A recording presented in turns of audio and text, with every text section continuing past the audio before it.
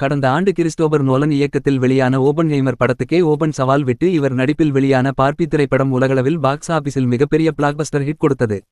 நடிகையாக மட்டுமின்றி அந்த படத்தை இவர் தயாரித்தும் இருந்த நிலையில் பல கோடி வருமானத்தை ஈட்டினார்.